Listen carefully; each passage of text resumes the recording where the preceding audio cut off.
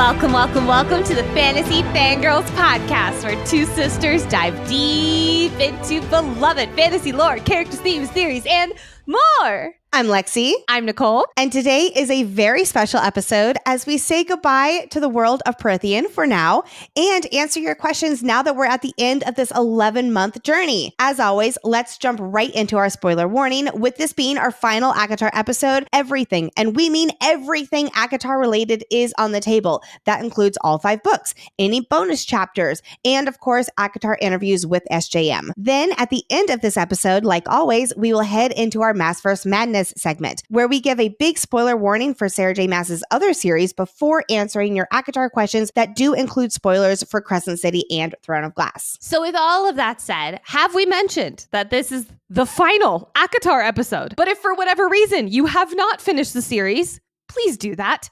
Then come back. We will be here when you're done. And then you'll also have our 43 other episodes that you can listen to. That is so much entertainment.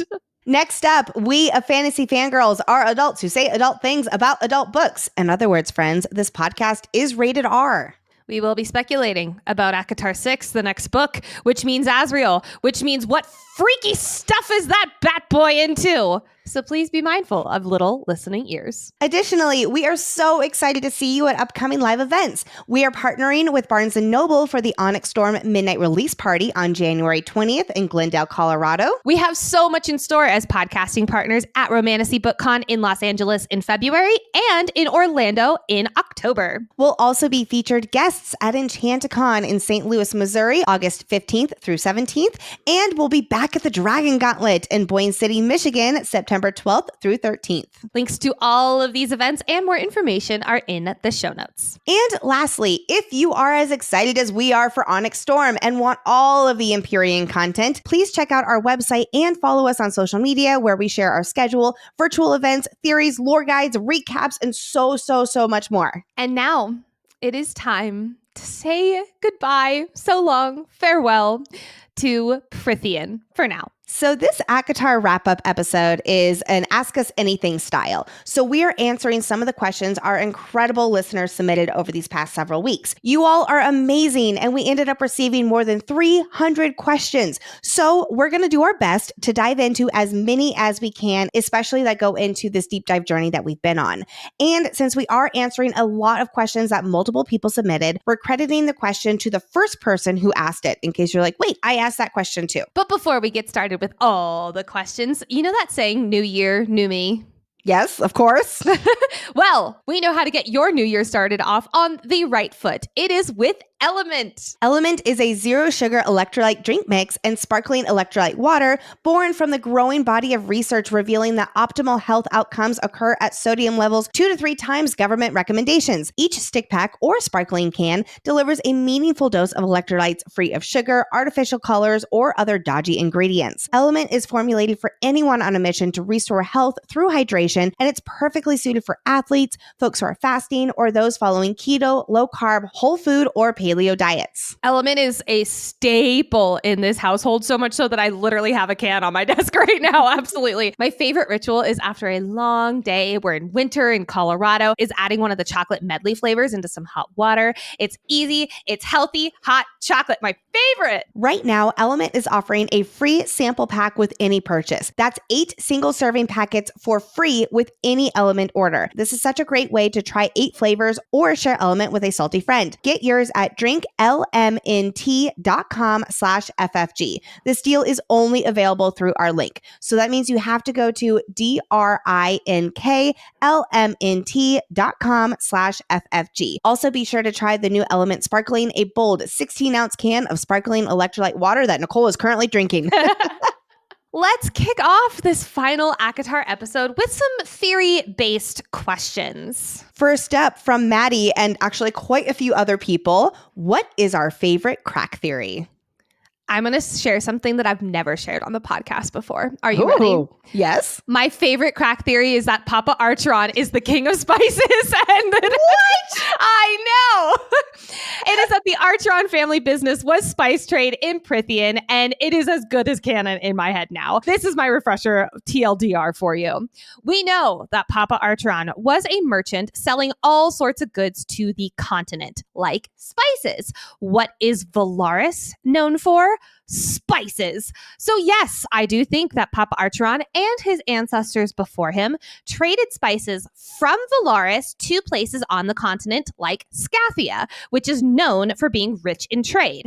It is also the region where Vasa rules over. Who does Papa Archeron roll into battle with? Vasa! Whenever Feyre and Nesta think of spices, they immediately connect it to their father and his trade, his office, all that kind of stuff. Even in ACOMAF, Feyre thinks, quote, so many spices, since familiar and forgotten from those precious years when I had known the comfort of an invincible father and bottomless wealth. But the Archeron family has had 3 generations of debt before the debt finally caught up with their family, Papa Archeron, and they went into poverty.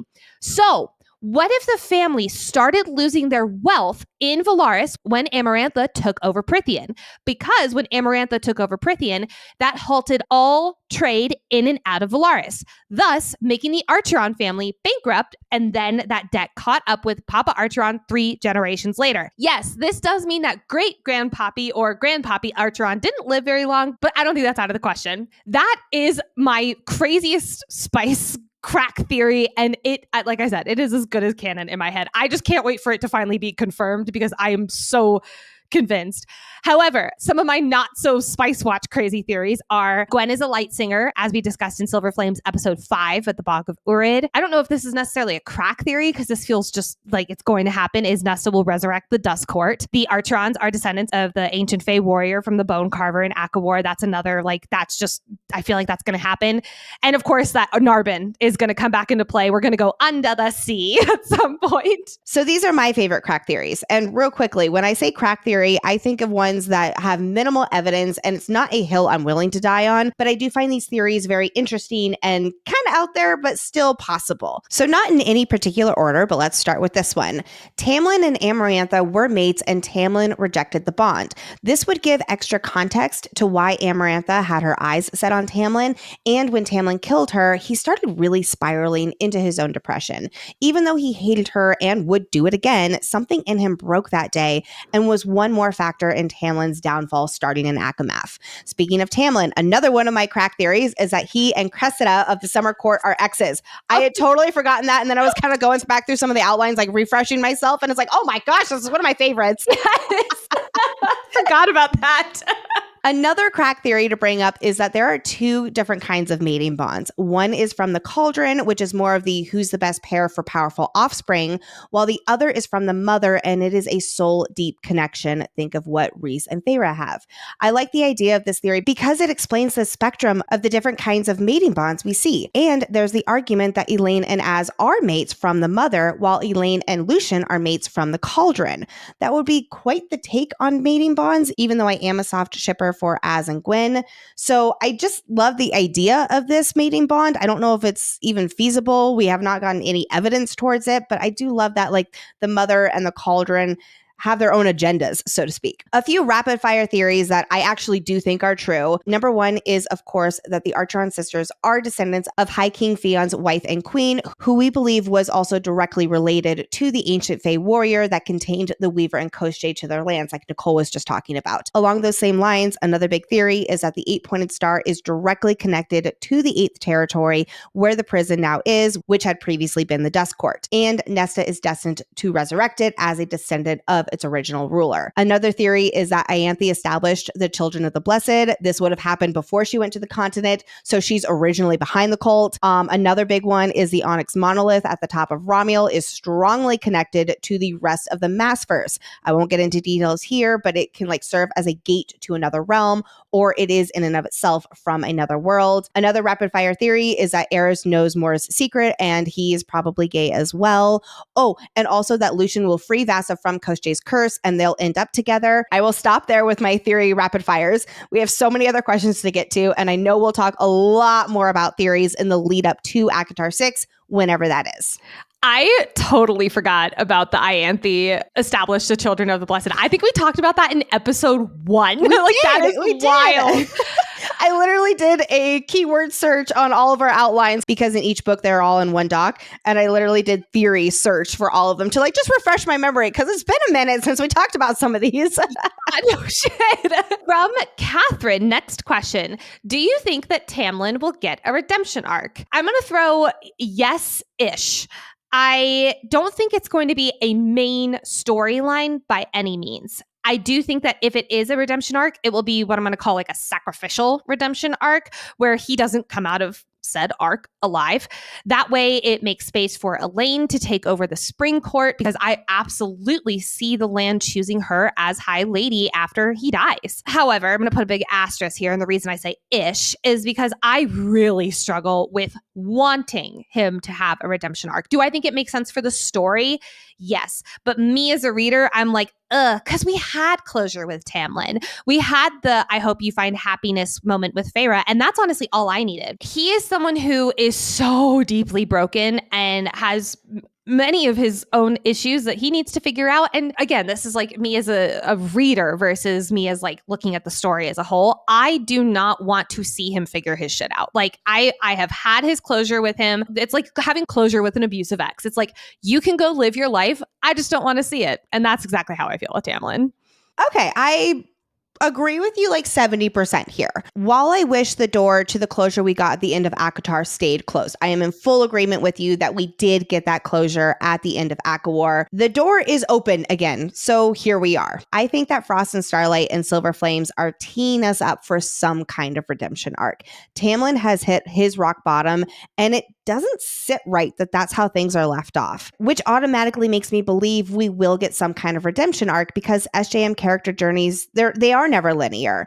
I actually hope he does get one because now I need that closure again. I felt kind of robbed of it after the journey that we went on with him in Frost and Starlight and Silver Flames. But I don't think that Tamlin's redemption arc will be a main storyline, and I definitely don't think we'll get his POV. If we get more of Lucien in a future book, I could see us getting Tamlin's redemption arc through Lucien's POV because he's the one who's closest to Tamlin, and I say that very subjectively because nobody is close to Tamlin anymore. I do think his redemption arc will be a factor to a bigger plotline or conclusion. If he sacrifices himself, which I do believe that's how it's going to be, especially just how bad he is right now. I don't see him finding love and living happily ever after in the Spring Court. I'm not getting that vibe from his story development. But if he sacrifices himself, it opens the door to Elaine taking over the Spring Court, like you were saying. Or if he is able to pull himself together and rule the Spring Court again, it will be consequential for the threat of Baron, or it'll be good for the mortals because the Spring Court borders their lands. I don't think us readers are going to get, I'll call it a play-by-play of his healing journey, again, even if it's not in his POV, but I do think that he has to do something with himself here. This is not the end of his story, just hitting that rock bottom. That's not very aligned with SJM's storytelling. I love that you mention Baron here because Baron is trying to absorb the Spring Court territory, and I could absolutely see himself doing some kind. I don't love the idea of him sacrificing himself to Baron because Baron's this big bad. I definitely see it more being Baron connected through Coast J and that style. And honestly, maybe Tamlin knows that he's not the right High Lord for the Spring Court, and so he wants it to pass to someone else. That doesn't have to be through death necessarily. I don't know if there is a way that he can pass the High Lordship without dying. So there also might be exploring that type of magic within the world, and maybe he just goes off and lives in Man Bear Pig style in the woods, and he's I'm happy doing that for the rest of my life. I'm going to pass the torch to Elaine or someone like that. Because I think that they would have the capability to stand up to Baron against him trying to take over the Spring Court territory. I don't know. I'm throwing shit at the wall. I do think that we need something because we did get that closure. And then again, that door opened up again. And now it's well, wait a second. Wait, what's going on here? And I don't think that it's all for naught. All right. So next question is from Lauren. Do you think Nesta could be the queen of the Valkyrie? So many queen references, but if she's High Queen, would she be above Feyre and Rhys? So I don't know. That feels kind of weird. So in our entire ACOTAR series coverage, there were 20 mentions, direct mentions of Nesta being tied to Queen. And I love this idea. We've been very open through our 11-month deep dive about her being primed to either be High Lady of the Resurrected Dusk Court or High Queen of all of Prythian. There is a lot of priming us that her power is greater than Rhys's, and that power is the Cauldron itself. So with her being High Queen, I definitely think that's where we're going. But as we know from Amren and Silver Flames, quote, I could have done without their foolish king, they're meaning the Valkyries. He is as much to blame for their death as the Illyrians who walked away during that battle. We've speculated that the Valkyries hail from Valhallan on the continent, which is very similar to Norse mythology's Valhalla, which is where the Valkyries from Norse mythology take the dead. If that is the case, that they hail from Valhallan, that means the current ruler of Valhallan would, I could see there being a storyline where they're wanting to take over the Valkyries reborn, and Nesta wants to defend them and ends up being, I'll say, elected as Queen of the Valkyries, but she would rule over them, I still think, from the Dusk Court. There's so many tie-ins with her being connected to that land where I don't see that not being part of it. And then the Valkyries would go to the Dusk Court and she would, maybe it's like an all Valkyries court. That would be dope. So yeah, I agree that the Valkyries are definitely not going to the continent if they do originally hail from there. I think that would be really strange, especially if you take into account with the priestesses and any of the Illyrians who might be joining the Valkyrie ranks as well. I do love the idea of the Dusk Court and her ruling over the Dusk Court and the Valkyries calling that place home, and that is how the Queen of the Valkyries could come into play. This would mean that Nesta becomes High Lady of the Dusk Court, and because that territory is already in the Night Court where the Valkyries are reborn, she would establish this as the new home for the Valkyries because it's like, like the neighbor of the Night Court, right? I don't think Queen of Valkyries will be an official title, however, but it will be as if she's their queen. It would be more of like a combined role of being the Valkyrie general, the head Valkyrie, and their territory ruler all rolled into one. I do want to address the second part of this question because Lauren did mention like it being a little weird if Nesta is ruling over Rhys and Feyre, and because of how Rhys reacted to Amren pushing him to be High King, he was like, I don't want that. I do not want this. The weapons were even rejecting his magic. We are primed to not see him being in a I need the power situation.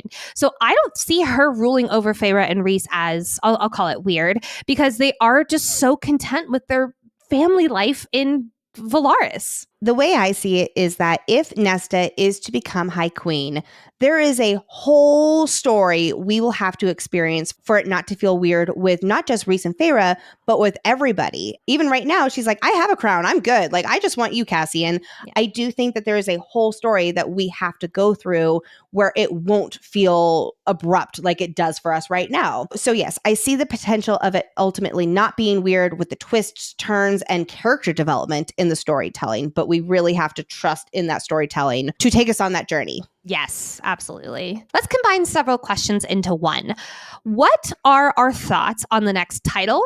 Whose POV will it be? And what will ACOTAR 6 be about? I'm 99% convinced Shadow will be part of the title, assuming it will have Azriel's POV. If we're right in our speculation that Koschei will be the next big bad villain, then I think that's another nod to Shadows too. I also like to think the title will include something about Elaine too, again, assuming that we'll get her POV. So something like Shadows and Seer, except I will say that feels a little too on the nose, and SJM's titles are more ambiguous with the exception of Silver Flames. I definitely see Shadows. I'll even throw like dark or darkened or stuff like that. I could see like something like A Court of Light and Shadows. Not only is that a nod to Azriel being Shadows, Elaine being light, but also a nod to Azriel and Gwen as well. But also the sun setting when the world is being cast in light and shadows, aka dusk. So I could see that being a fun play on words there as well. There is also a moment with Briellen at the ending download of Silver Flames where she says, quote, "You are so thoroughly fey now, Nesta Archeron. You would allow the world to turn to ash and ruin before you let your mate die." And I don't know why this line really stood out to me. if the next book is Nesta's, which we'll get into in a second, I could see Ashen Ruin or something similar being the title, but we've already had a title with Ruin being the last one. So maybe like Ashen Shadow or even Ashen Mountain, I mean, especially if we're leaning into Ramiel, or a Court of Dusk and Shadows if we're leaning into Nesta resurrecting the Dusk Court. I want to look at this syllabic though, because it's normally a cadence of a court of one syllable and 2 syllables, a court of mist and fury, wings and ruin, thorns and roses, etc. But Silver Flames didn't have the and in the middle. So if we're continuing with Silver Flames, kind of more the spin-off series style, it would be a court of 2 syllables, 1 syllable, Silver Flames. If that's the case, then I see a court of shadowed light. That feels a little on the nose in my opinion, or a court of darkened song. That feels really appropriate if we're leaning into Gwen's storyline. A court of darkened spring, a court of shadowed spring, something like kind of nodding to Azriel and Elaine. I think the title is either going to be very on the nose with it being Azriel and Elaine as the main characters, or it will be very ambiguous, so we don't know who it's going to be about, and specifically, we will not know who's going to end up with who. Because I want you all to imagine if it is a court of shadows and seer, and then Azriel and Elaine don't end up together, I fear for the fandom if that happens. See, I actually think that could work because I really do think we are going to get Azriel and Elaine's POVs, but it does not mean that they are going to end up as a romantic couple. I agree. SJM has said that each of the books will follow different POVs now that we're in kind of like the side stories here, and each of them will also follow a romantic coupling too. So I understand the assumption that if it is in both of their POVs, that automatically means that they are going to end up together. I like the idea of that not necessarily being the case, that they do have a romantic relationship, and I've been saying this since the beginning, is that they do have something together, but what they have helps them on their own individual healing journeys that then helps them go out and be with the people who they are meant to be with. For instance, for Azriel, Elaine is one who helps him get over more and helps him kind of understand a little bit more about himself, so he is able to go and find that forever love with the right person, like maybe Gwen. Or for Elaine, for her to be able to have some kind of love where it is not somebody who she's supposed to be with or somebody who has rejected her or something like that. And it really helps her understand maybe that she doesn't want to be with anybody and that she goes and does her own thing. I agree. And where I'm more getting at is the expectations that it gives us as a fandom. Yes. When we hear a title, I mean, Onyx Storm is a perfect example. No spoilers here, but we got the title of Onyx Storm. I think you and I did an 1.5-hour episode on 2 words. And I see it being very similar with a court of blank and blank, or a court of blank blank. And when we get a title, we start to get certain expectations on where it's going to go in the storyline. If the title is heavily leaning into Azriel and Elaine, I worry that the fandom that will get really high expectations that it's Azriel and Elaine, and then if they don't end up together, I worry that some people have their expectations like skewed there, and that would be a disappointment to some people. I also do see that if we get both of their POVs, and it like literally just like as we start reading the book, let's say, that's when we find out about it. So that's why I do think it would actually be really cool that we do get both of their POVs and they have that journey together and then they go their own ways. So we have many more great questions to get to. But first, I have a question for all of you.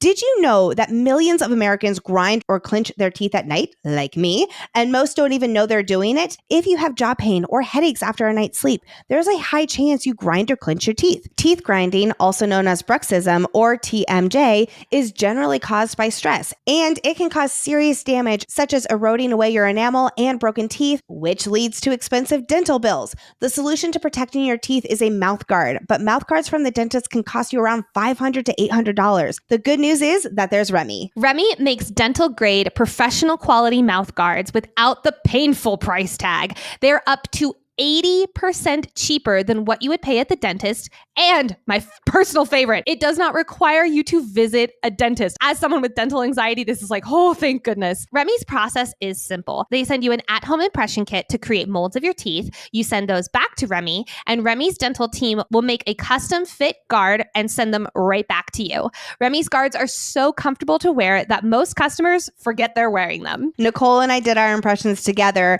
and it's so easy. You just watch a short short video that gives you all the instructions. We're also very visual, and we went ahead, we did them, we took the pictures, we sent it over. They said, yep, you're good. And now we're sending them off back to them. Seriously, everything you need is right there in the Remy box, all the clear instructions, and their team is really right there with you every step of the way to make sure that it is absolutely correct for those mouth guards. Remy is for anyone dealing with nighttime grinding, clenching, or jaw pain who wants an affordable solution to protect their smile and say good night to jaw pain and headaches. Head to shopremy.com/fangirls and use code FANGIRLS to save up to 50%. That's 50% off at shopremi.com/fangirls with code FANGIRLS.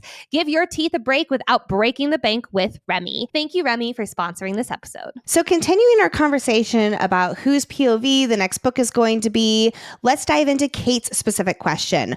Who will be the primary character of ACOTAR 6? Az or Elaine? Or do you think it will be a super split POV, like 6+ characters, like Crescent City 3? I see this going one of two ways. One is that I'll say 5 POVs. So Azriel and Elaine as the main POVs, Lucian and Gwen as the supporting POVs, and then Nesta's storyline continuation woven in as well.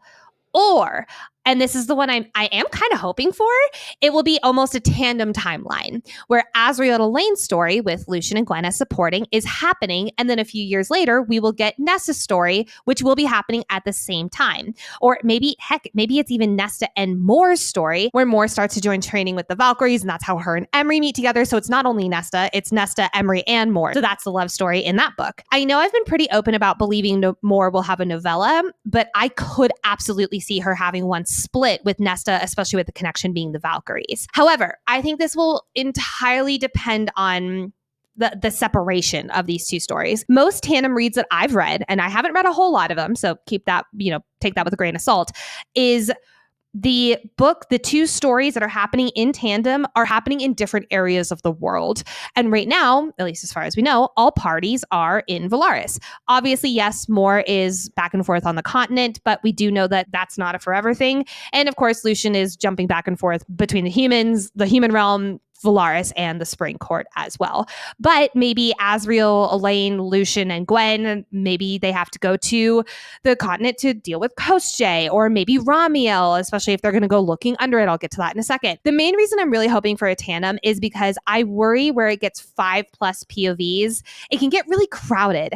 And that's just not my favorite way to absorb stories, as I've learned. Yes, I'm right there with you, where we've talked openly about how there are just so many different loose ends and different storylines that do need to be explored.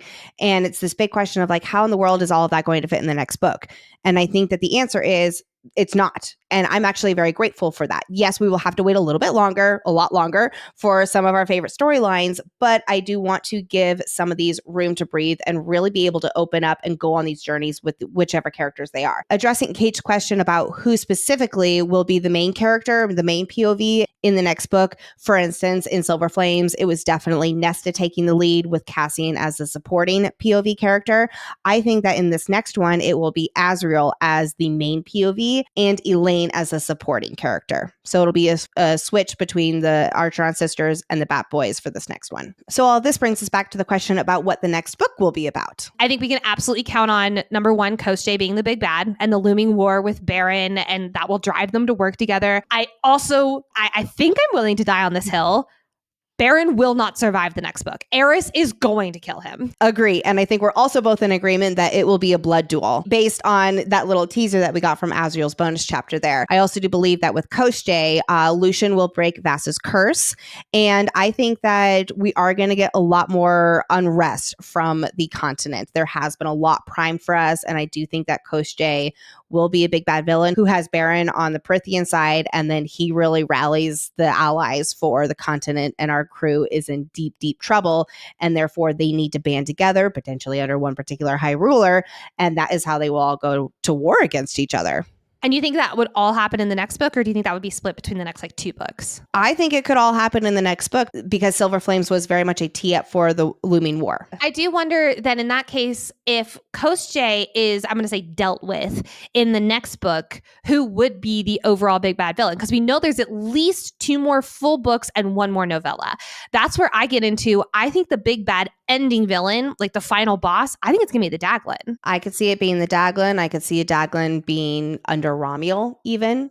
I don't think that Koschei is going to be defeated in this next book, though. I think that he has been built up so much over the past several books that for him to kind of have his spotlight and then die, it's not possible, but I do think it will be kind of him getting to the height of his power in this next book. Again, I'm kind of thinking a little bit like ACOMAF style with the King of Hybern, and then in ACO Wars when it was really the big problem. I could see this being him almost like the book ending with him getting a big benefit where he does see success. And then the following book is when our crew really has to defeat him. Oh, I really like that. I like that a lot. Yes. Like the end of the book could be, again, just assuming that Nesta does become High Queen. It's like the end of the book, she is crowned High Queen. And then the following book is when they really go head to head with Koschei and the continent. Kind of, I mean, like, not to make it like history is repeating itself, but kind of like the end of ACOMAF with Feyre being made High Lady.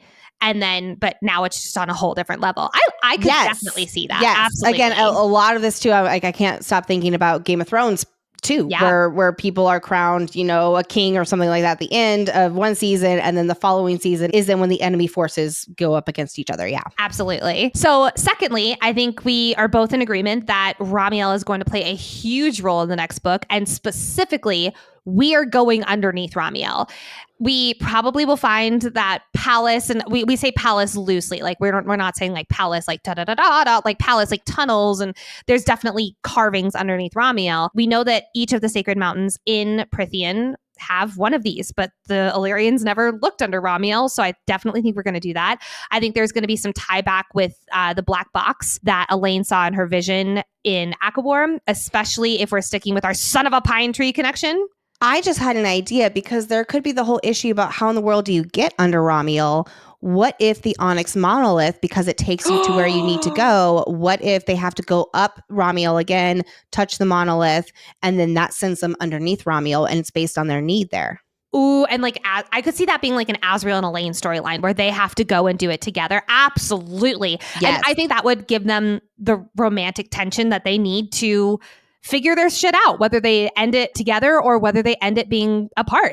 I think that would really be the forced proximity. I'm going to put a huge asterisk with this, though, because as we saw from Rhys in the bonus chapter, I hate saying it like this, I don't know if he'll allow this joint venture to go on, so maybe it'll be behind his back. Well, I mean, I know that Azriel could technically just fly up to the mountain, but I think it would also be really symbolic if he and if Gwen somehow found her way where she went up Romuel again. Now, I know that they're not technically allowed to be there if it's not the blood right, so I do definitely think that Azriel might just fly over it and then, go up to the very top and cheat his way there, kind of like what we saw Cassian doing his fly over Romuel in Frost and Starlight there. So it is possible, but yeah. I think we're going to get a little bending of the lore with the blood right only being allowed to be populated in that area of Illyria during the blood right. I think we're going to get a little bit of but this is for an important cause, so we're just going to skate over that. And you know what? That's one of those where I'm like, Cauldron boy, I'm like, whatever, like that's fine. Yeah. No matter what, I think we're both in agreement that we are exploring Romuel next book, and I think I will die on that hill. Yes. Ooh. And I also do believe that it will definitely tie back to Koschei and the continent too, like you were saying with Elaine and the black box and things like that. And that's how all these kind of random storylines will connect together there. One more thing about Romuel is that we know that the Daglin, they drank the magic of the land like wine. And so I think that there could be something underneath Romuel that, not like a pool of starlight or anything quite like that, but something that was easy for the Daglin to feed off of. And it was like one of the reasons that it's considered the sacred mountain there too. So I could definitely see something like that, and a little bit more of the history about the Daglin coming back there. When we're talking about the war, I'll bring this up again here. I think that the next book, it will not have like a full-blown battle sequence like we got in ACOWAR. But I do think, like I was saying, it'll be the start of another war. I really do think that with this looming war, it will give Nesta a chance with the Valkyries to come through. And also Prythian will unite under one leader. I could also see the return of Draken and Miriam and hopefully more allies on the continent. So yeah. I see this as like the next book as the love story that tee-ups the big battle, like how ACOMAF was the love story teeing up to ACOWAR. I see almost Silver Flames and the next book as the two different ACOMAFs in the lead up to the big bad ending. I can see that too. I'll also throw in as well with the Valkyries, where Silver Flames is almost like the very setup for the Valkyries. And then the next book, they'll be really like getting ready for real battle. It won't be just them beginning to train and calling themselves Valkyries, but it will be the Valkyries really and truly uniting and becoming their own army, their own force to be reckoned with there. And then the last book will be them truly going to battle. Yeah. Yeah, absolutely. Well, that brings us to number 3. This will be Asriel's love story. The reason we're saying Asriel's and not Asriel and Elaine's is because we both have been open about, we think that Elaine might end up flying solo and really stepping into her own. She has been coddled her whole life, and I could really see her stepping into her own person. And Asriel, this is why we're leaning more into it being Asriel's love story. I'll also throw in one more thing here with that is that the Archeron sisters, when they were growing up, it was, Nessa would marry for power and Elaine would marry for love. And then Feyre was just kind of forgotten.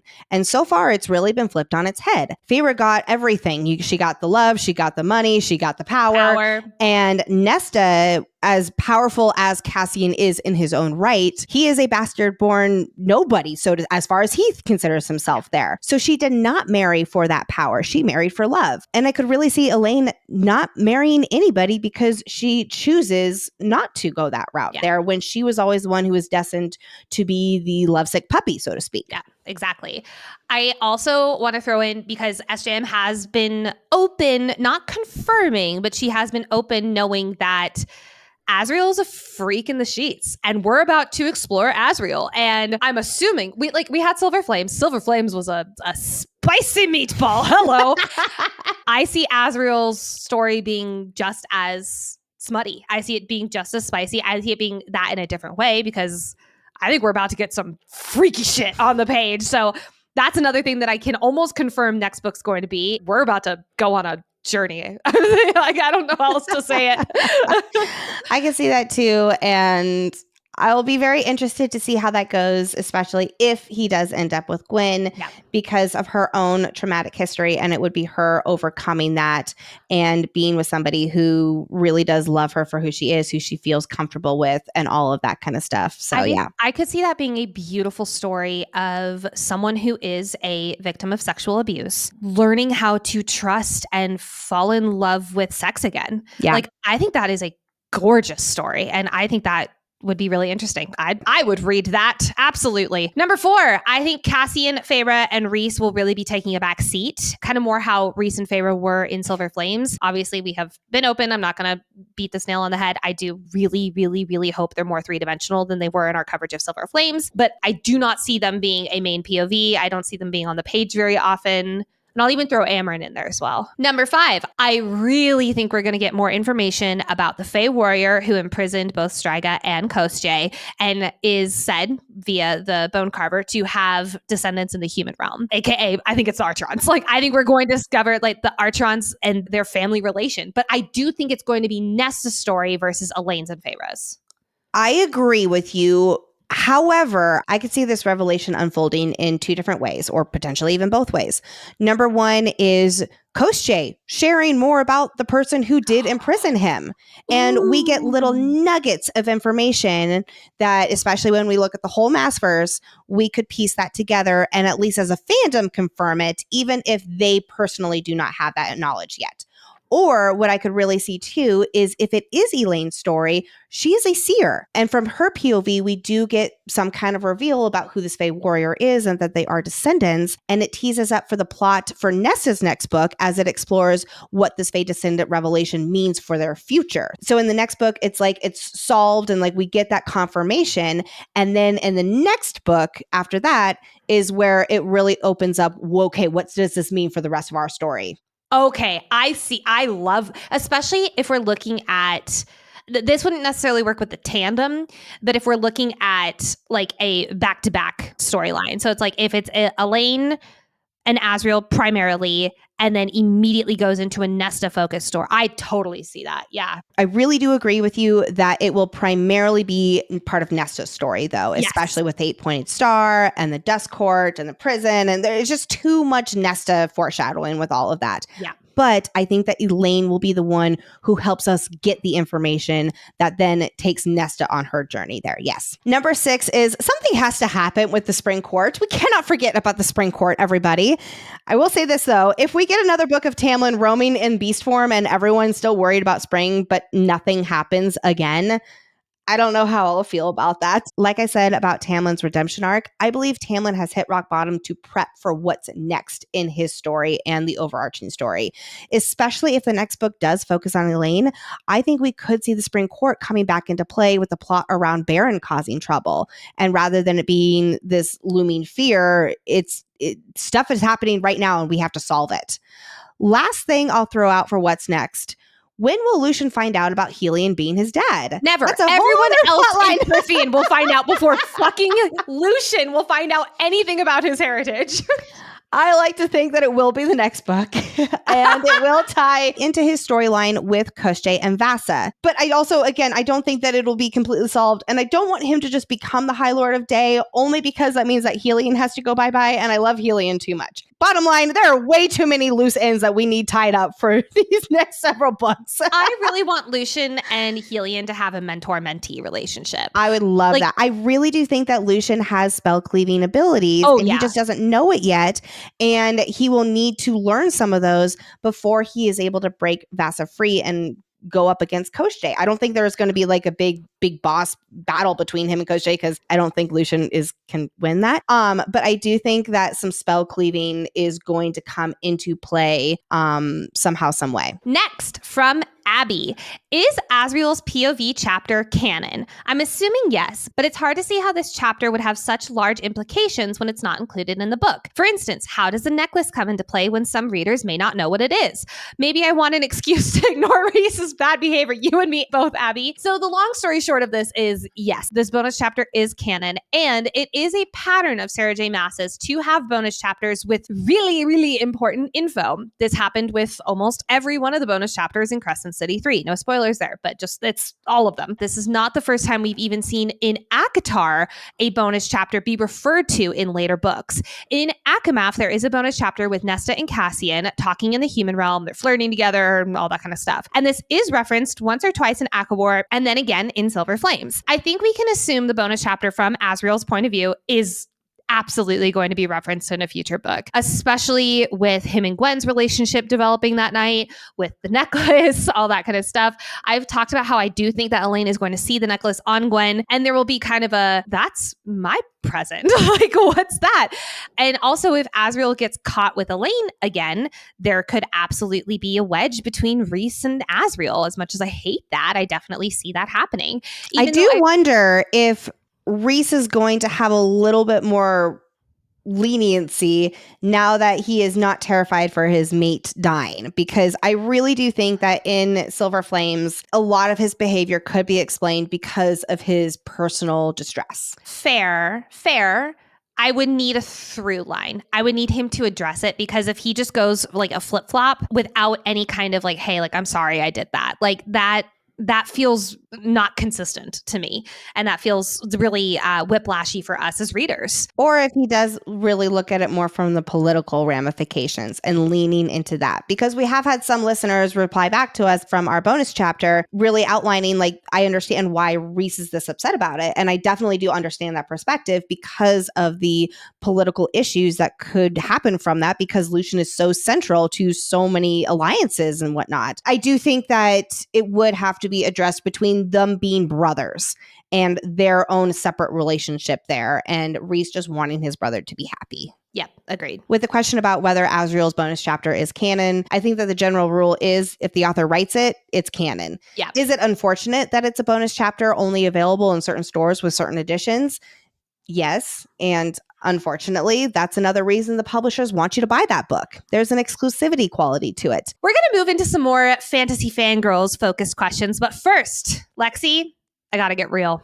Oh, My least favorite part of finishing a beloved series like ACOTAR is trying to make the impossible decision of what to jump to next. But no one helps me more than Book of the Month. Book of the Month is more than just a subscription service. They've made it their mission to help readers discover new books that they will love and to promote the work of emerging authors. We love that. Every month, Book of the Month presents a selection of the best new titles. I recently picked out Babylonia from their January picks, and I'm just so excited to read it. And the best part, Book of the Month offers these amazing books at fantastic prices, and shipping is always free. Plus, their loyalty program is a cherry on top, offering even better deals the longer you stick around. The new year is a perfect time to treat yourself to a subscription and help yourself read more books in 2020. Right now, you can head over to bookofthemonth.com and snag your first book for a mere $5 using the code NEWYOU.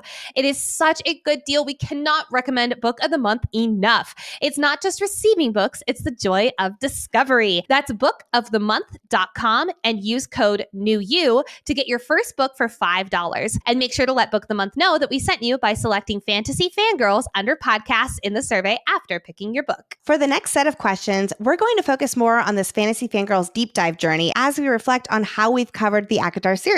So first up from Stephanie, now that you've deep dived all of the ACOTAR books, which one is your favorite and why? I mean, the easy answer here is the ACOMAF, and it's 100% true. I loved getting to deep dive that love story.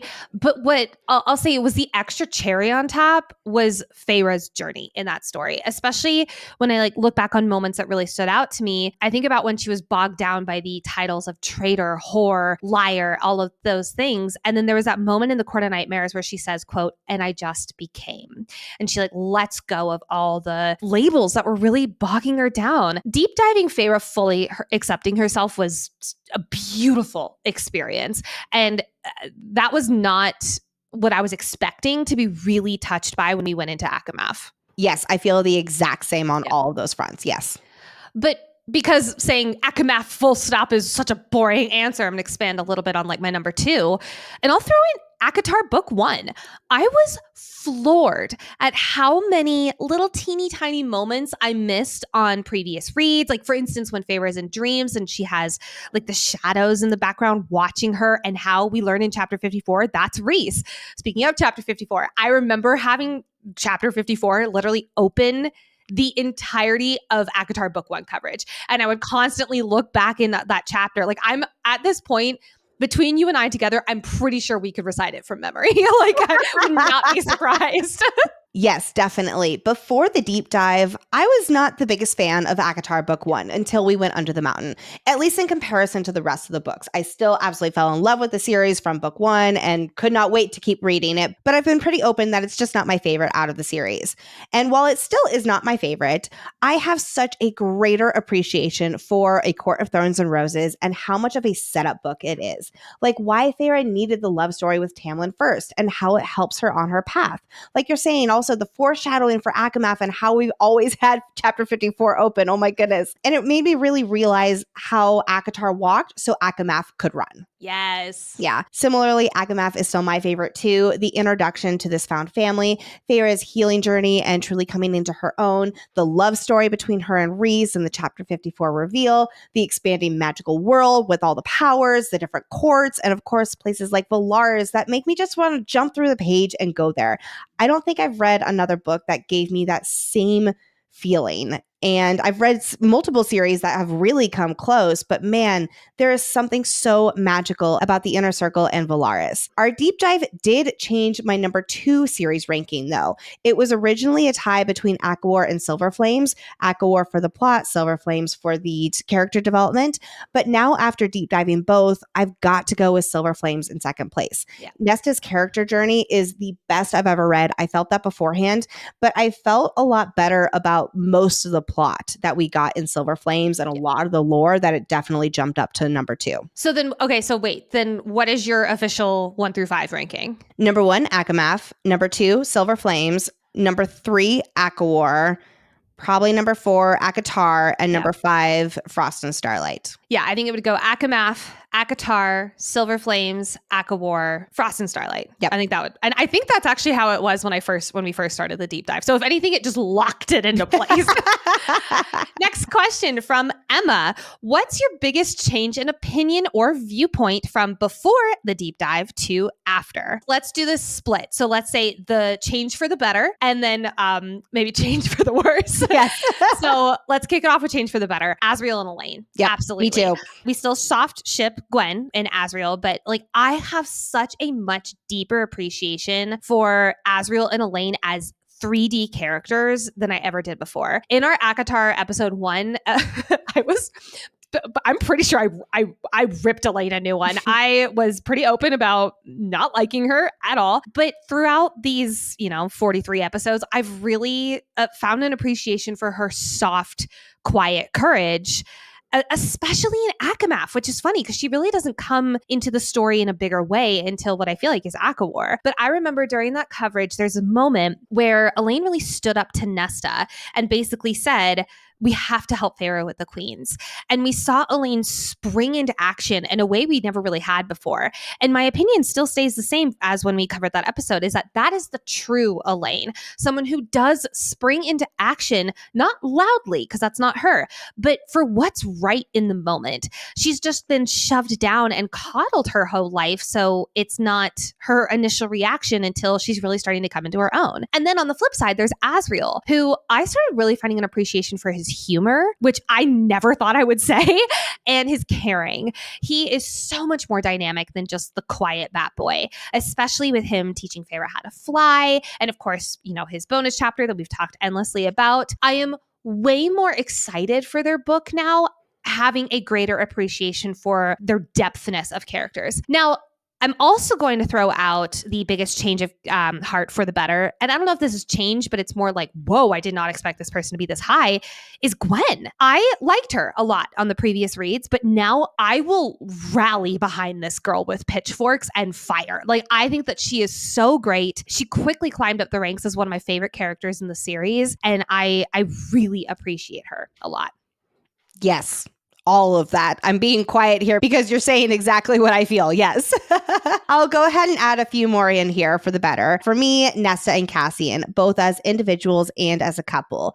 Cassian was already my number 1 book boyfriend, but after deep diving the series, he just keeps climbing higher and higher. He is like completely untouchable compared to anybody else. And I already loved Nesta's character journey, but after Silver Flames, I relate to her on such a deep level, and I think she may be my new favorite SJM female character. Wow. Yes. Okay. Yes. Yeah. Okay. And then doing like a 180 pivot here, Jurian. Yes. Jurian surprised me. This deep dive. We became such Jurian fans, especially in ACOWAR. I want more of him, but I don't know if we're ever. No, we might actually get it in Illusion POV, but oh my God, I love him. Like, I did not expect that I would be rooting for his character, and here we are. I'm not putting him on my favorites list, but I just saw a lot more of him than I ever anticipated, and I loved all of it. As we're moving into For the Worst, I'm going to put one in like that's for the neutral, where it's like, I really liked this character, but then I went into, ooh, you have some highs and lows, sir. And that is a little bit Lucien. I love Lucien. I still want him to be so happy, but ACOMF really hurt Lucien. That was a tough series to cover. And because originally I was like, Elaine and Lucien, absolutely. It makes sense. Yep. Like, I totally see them together. And now I'm like, ooh, I don't know, actually. Because like I don't see Lucien as that character for Elaine. I agree with you because at the start of our deep dive, I was soft shipping Elaine and Lucien and that they would end up together despite the bond versus because of the bond. And especially after deep diving Frost and Starlight and Silver Flames and that bonus chapter, I don't see how that is going to happen. Now, just because I don't see it happening does not mean that I won't root for it. You know, as the story goes, it all depends on the storytelling. But Elaine is so indifferent to him, and especially with things going on between her and Azriel, I don't see her ending up with anybody by the end of this. Yeah. All right. I vote we make our first ACOTAR bet. And that is, I think that Lucien is going to end up in a throuple with Jurian and Vasa. I will happily make that bet with you. Sure. Okay. I think that Lucien, because I agree, I do not see a world where him and Elaine are going to end up together. But every time Jurian and Vasa are on the page with Lucien, I'm getting throuple energy, especially because we know SJM really wanted to write a threesome scene. Actually, no, she wrote a threesome scene with Azriel, Cassian, and Nesta. So we know it's not out of the question that that's something we could get on the page in a future book. A threesome is very different than a throuple, though. That is true. I'm just saying, what if she goes a little further? All right. I think that Lucien and Vasa are going to end up together. I think Lucien, Vasa, and Jurian will have a thing. I'm not going to say end up together, but I think they're going to have a thing. A sexual thing. Hold on now. So there's a huge difference between you thinking that they're going to have a threesome and them ending up as a throuple. So which one are you saying? Because I will say threesome. I'm going to go with threesome. Okay, hold on. I'm not making that bet then. Why? Because those are two completely different things. Okay, fine. I will say that they'll end up as a throuple.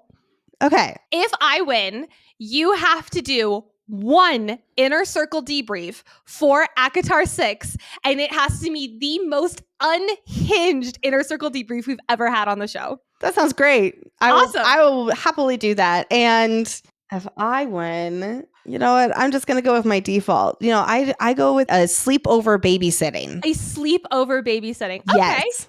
Okay. Yes. All right. Let's talk about change of opinions for the worst. And Reese, my love, you used to be my top #1 book boyfriend, but man, Silver Flames really did you dirty. And I will admit, if we are just basing this off of the original trilogy, Reese would still be my #1 book boyfriend. No questions asked. But his choices, his demeanor, his wildness that he acted towards Azriel in the bonus chapter in Silver Flames, it was so off and mean and out of true Reese character. Was he dealing with things that we highlighted? Yes, he absolutely was. And he still made choices that were really hard for me to grasp, even with the mindset that he was in, even with the distress of his mate. I'll also throw into that we completely understand that we as readers are going to see Reese from a different lens because we are in Nesta's POV. And that just absolutely makes sense that we see him in a more negative light than we do from Thera's POV, of course. And like you're saying, specifically his choices, not necessarily his demeanor or even how he behaves, but it's his choices that are with his brothers. So I'm taking Nesta completely out of this equation here. Yeah. And that was a little surprising to me. I was really leaning into, well, it's just different because we have Nesta's POV. And there were some things from his brother's POVs that I was like, okay, this is a little harder to root for and to understand. Although I will always say that he was going through a lot of stuff. And I hope that in a future book, now that his mate is not going to die and he's not terrified for her life in that way, I think he's going to be a little bit better moving forward. I really hope so, because I miss the Reese, I can't believe I'm saying this. I miss the self-sacrificing Reese that we knew and loved from the original trilogy. I do want to put a huge asterisk with this change of heart, because in prep for this episode this week, I noticed I was getting really into recency bias with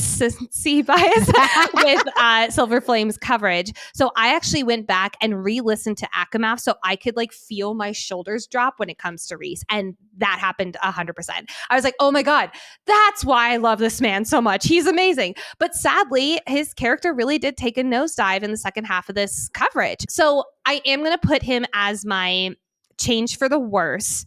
I'm also going to throw in Tamlin. I knew going into this coverage, he was going to take some L's. It was going to be really hard to navigate through some very tough conversations. I was not expecting to despise him to the level that I do now.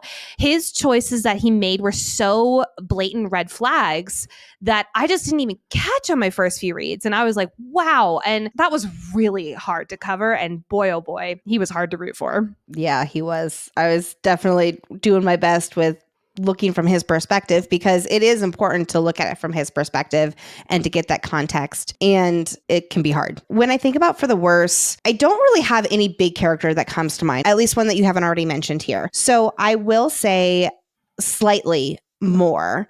I still love our girl more, and I completely understand her perspective with why she has kept her secret, and it is absolutely within her right to keep that a secret.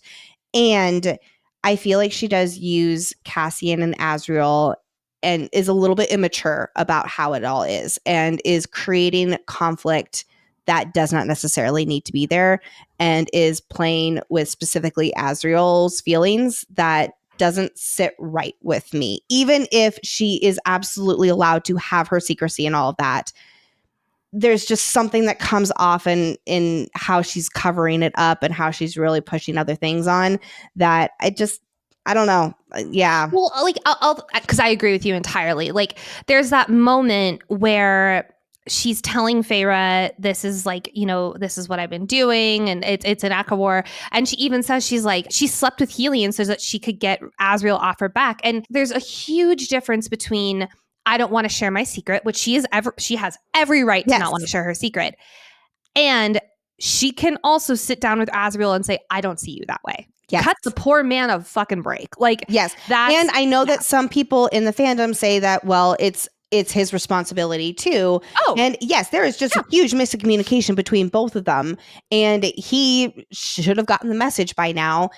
And it's two parties who are responsible for this. And it's her secret. It's her feelings that she does not feel toward him. And he's kind of waiting around to get anything from her. And so I think that there is a little bit of a responsibility on her part to share that she's not into him in that way. And I'll also even throw in when Cassian starts getting eyes for Nesta and he starts drifting away from being the buffer that Mor can always count on, Mor lashes out on Nesta. And I think she takes out that anger. And there's multiple layers to this. Like, she doesn't like Nesta. Their personalities really clash. Nesta was not very nice to her. And she also takes out some of that anger of, oh my God, things are changing. You're taking my buffer away. That doesn't sit well with me either. Because she is somebody who does want happiness for everybody. Yeah. And I think that she's just not quite aware of the domino effect that she really is causing. And she's choosing not to be aware of that because it's right in front of her face. And she's taking the easy route. From Ashley F. Is there anything that took you by surprise of your own analysis of the books? So I'm going to say, I honestly thought we were going to get more theories for ACOTAR. I thought so too. Don't get me wrong. They were definitely there and we loved pulling them in and all of that kind of stuff. But we leaned a lot more into character analysis than theory talk, which felt pretty different than how we covered the Empyrean series. I also thought we'd have more Easter eggs to work with among the series. And again, we definitely had plenty. And I felt like, for instance, we had so many for ACOTAR, for ACOMAF, like there were a lot of purposeful Easter eggs. And then after ACOMAF and the big, love reveal and mates and all of that, it kind of fell a little bit more to the wayside. There were definitely some good lore ones. And again, of course, when we get into the Maasverse, there were plenty from Silver Flames. But I thought there were going to be a lot more theories. When I think about Easter eggs, I think about those like half sentences that make you lose your freaking mind. Like, for instance, Feyre's in her dream and there's a dark, shadowy presence watching her. That is an Easter egg that I'm like, oh my God, that's Rhys on a reread. Or the fourth object that Nesta sees with Lanthus and how it's like, oh my gosh, what could that possibly be? Yes, exactly. And I agree with you entirely. I feel like ACOTAR, especially those really like, yes, there were definitely some, like with the bone carver saying the ancient fae and all this kind of stuff. There's definitely those little Easter eggs that can make a spiral, but they were every so often versus a normal FFG episode, for instance, like Empyrean coverage, and very similar what I'm assuming Kindred's Curse is going to be. It's like 4 or 5 an episode. Exactly. And I feel like that is... no wonder we were so in sync with each other in this, because it was so character analysis. And as we're analyzing characters, we are very in sync with viewpoints and stuff like that. It's when we get into the theories that we get cutthroat with each other. Yes. So again, they were there, but just our general style of deep diving this series, it changed than what I anticipated as we were going to cover. I really did think that it was going to be a little bit more like Empyrean, even though we did have more books to work with. And it became a lot more beat by beat character analysis and kind of like explaining how things are working and stuff like that than a lot of theory talk. Yeah. Well, speaking of, I'll say so much of what really took me by surprise was, I'm going to go specifically with Feyre's story, and I'm going to go with in ACOWAR, because we were pretty open when we first started ACOWAR that we were like, we're not the biggest fan of how her storyline was portrayed on our first few reads. And I won't speak for you, Lex, but egg on my face. This was one of my favorite portrayals of Feyre after the Spring Court. I was going to say Spring Court. I stand by my thoughts on that. You can listen to the first 2 episodes of ACOTAR or ACOWAR if you want to hear our thoughts. We were not shy about how we felt about that. But I'm looking more later on in the book, especially around like the Ouroboros mirror. Yes. That coverage, that episode, I was not expecting to have that hit me in the chest as much as it did. The moment where Feyre decides that like all the horrible things she's done, she's thought about herself, she decided that that person was still worthy of love. And then she owns and embraces that person. And that's when the mirror finally yields to her. I remember covering that moment and being like, damn, this book is good. I think that almost took it up to 3rd place for me. But then with Silver Flames, it really solidified that being in 3rd place. But like ACOWAR itself it took me by surprise with how well done Feyre's journey was with that. Yes. Moving on to our next question. It was actually submitted anonymously. What was your process for outlining your episodes? It has massively changed in the last 11 months. I actually think with ACOTAR, it has solidified your and I's start of the outlining process, whereas previously it was just kind of like throw some shit on a page. The rhythm we've found, however, is we always start out with something we call the map of the episode, where we pull out all the main moments from the chapter stretches that we're covering, and we put them into our own like little shorthand, and we'll normally throw it in like a category. So it could be beat by beat, it could be theory talk, it could be battle walkthrough, character analysis, so on and so forth. And that way we really know how we're wanting to approach the coverage of that section. Then we will assign each of those sections to one of the 2 of us. And we know that that person's going to do, we'll say like the heavy lifting of that section. And then this is where our process is totally different. So I usually do my deep dive reading super late at night, and I have no energy to take more than really shorthand notes. I mean, like we're talking like 1 word to trigger my brain to remember, oh yeah, that's what I was thinking about when I highlighted that. And so then when I go into my office for my sit down, with my laptop and my monitor and all of that, I have a split screen with the ebook and our outline. And so I have literally half the page outlined, and I have like little like shorthand words here and there to help me remember what I was thinking. And then I do all of my note taking and outlining inside of our outline document there. So I read the chapter stretches, and I take extensive notes when I'm doing my reading, and I use like my color coding system where it's like Cauldron is yellow, favorite moments is pink, like purple is Maasverse-Madness, so on and so forth. And each of those notes, I'll write a shorthand commentary, but for me, it's normally like a sentence or 2. Sometimes I will literally write like for instance, the last episode where Nesta, is going down the hill to meet up with her family, like the last line of the book, I wrote that entire thing when I was reading that part of the book. And this is honestly just easier for me because as I'm like reading, I'm in the flow of it. I'm thinking about what I want to talk about and all that kind of stuff. But then I'll sometimes also write like a shorthand. Like for instance, when we were looking at the 3 stars over Ramiel, I literally was like, look up 3-star names, like stuff like that. That's what all of my notes look like. Yeah. And I'm so happy for you with your extensive note taking and all of that. But like, I would need to be in a way better state of mind than when I read my deep dives. I can't do it in bed or anything. Like I have have to be at my computer where I have my full monitor. Like if I don't have my full monitor where my book is like because if I have my ebook up and I'm on my full monitor, it will say like, oh, 3 pages left in chapter, 2 pages left in chapter. Like typically that's a pretty average chapter. But if I go on my laptop, it's like 17 pages left in chapter and I just feel defeated. Like I can't do that. So I have to do it on here. But then once I'm done with my reading, I go into all of my sections on the outline and I basically take the notes that I wrote from the reading and I make them make sense in the outline. And then I'll make a shorthand if I need to Google anything or if I need to look up theories or anything like that. I don't do that on my first pass through of the outline just because I like to be as much in flow as possible. Then on the last day before we record, I'll clean up the ICD, I'll finalize it, I'll do the Maasverse Madness, and then I go into Lexi's sections, I add any of my own commentary. This also is where I go through and find any of those like look up theories, and then I'll do all that theory work. Because what I realized is that if I'm reading or if I'm doing my first pass through of the outline and I start going down theory rabbit holes, it takes me like triple the amount of time to do the outline. So I've learned that if I do just a devoted day to theory rabbit holes, it helps me stay on track a lot more. I love how we have such different ways of doing it. It makes sense though. It makes a lot of sense. Well, it's honestly better because when we were doing Empyrean, I would listen to the audiobook and do the outline and follow along with the ebook at the same time and just pause the audiobook anytime I had something to write down. And it was chaos. Like, I don't know how I did that for so long. I think back to that and I'm like, oh my God. So all in all, each of us spend minimum 15 hours a week on the outline. I would say much more average is 20 hours each week.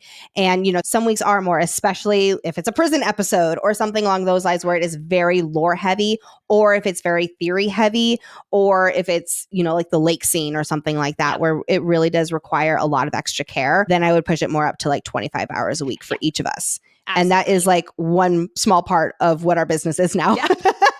Well, the nice thing is with the hiring on of a content researcher, Brooke, she has helped us so much with the Suriel section and with now like any deep dive like downloads or anything like that during the outline. She also does the first pass through of the ICD now, and then I go and like add my flair to it. Like she is starting to take a lot of those hours and give us back some time in our day so we can stop working so much at night. But yes, we do spend a lot of time on these outlines. And honestly, it is a perfect built-in excuse to put off the things that I don't want to do. And for me, that is scheduling those darn doctor's appointments. But thank goodness for ZocDoc, there's no reason to delay. They make it so easy to find and book a doctor who is right for you. ZocDoc is a free app and website where you can search and compare high-quality in-network doctors and click to instantly book an appointment. We're talking about booking in-network appointments with more than 100,000 doctors across every specialty, from mental health to dental health, primary care to urgent care, and so much more. You can filter for doctors who take your insurance, are located nearby, and are a good fit for any medical need you may have. Also, with hundreds of verified patient reviews, you can find the type of care and support you're looking for, from good bedside manner to fast wait times to doctors with the best listening skills. We use ZocDoc and you should too. Stop putting off those doctor's appointments and go to ZocDoc.com/FF to find and instantly book a top-rated doctor today. That's ZocDoc.com/FF. ZocDoc.com/FF. From Cassie G. How do you feel finishing up such a long and life-changing book series? ACOTAR reintroduced me to reading for fun and especially getting back into fantasy. I genuinely didn't know these kind of books existed. I know that seems almost silly to say now, but I really didn't. It was a little daunting to deep dive this series, partly because it has such a dedicated and opinionated fan base, and it really is so near and dear to Nicole's and my hearts too. And we also aren't the first podcast to cover it in such detail like we were for Fourth Wing. But this journey has been incredible, and I'm so proud of how we've deep dived this series that did change both of our lives and so many others. We celebrated these character journeys, and we marveled at how the magic comes to life off the page. We resonate with complex emotions that are so well written. In fact, it feels like there's been quite a few episodes that have felt like therapy sessions, like when Feyre trains with Cassian, most of Silver Flames, and learning to face her inner self and embrace it as really a big theme throughout the series.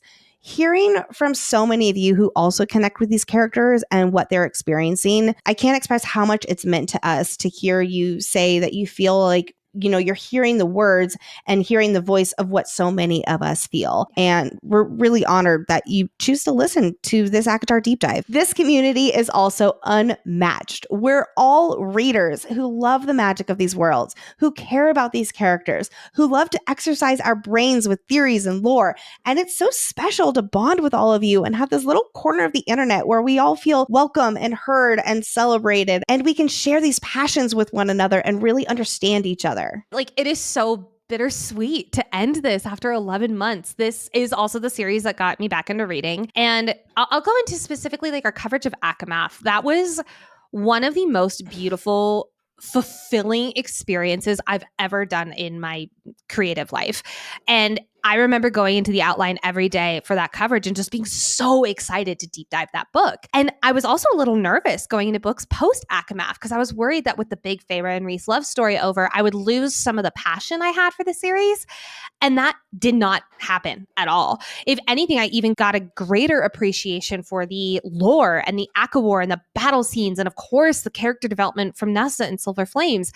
Every series we cover, it does present its own challenge, but it always makes us a better deep dive team. Yep. And this series, for me, I feel like the exercising of a character analysis muscle was really fun and really exciting. It was hard to look at POVs from other sides, and Lexi definitely had to take the brunt of that sometimes because I really struggled with it. But that was really cool seeing that skill over time for both of us, I feel like really get solidified. And I think also the series, like you said, Lex, it's really embracing who you are and loving yourself.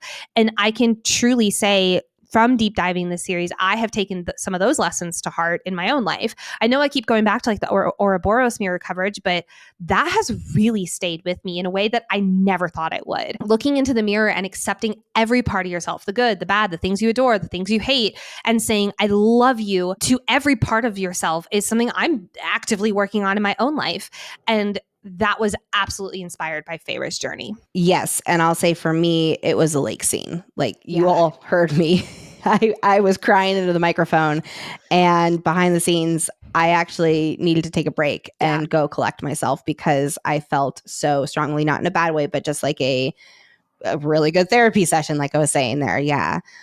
Moving on to another question here. This one's from Alyssa. What was the hardest part of these books to cover? What was the easiest and most fun? Well, we'll start with the hardest, and we've kind of been teasing this up, and we'll go a little bit more into it. But the hardest part definitely was looking through the lens of a character whose thought process is very different from your own. I really remember covering the second episode of ACOMAF, and for reasons I won't fully go into, the scene with Tamlin in the study was one of the only moments I think ever in outlining where I was like shaking writing, and I had to physically walk away from the outline and come back later.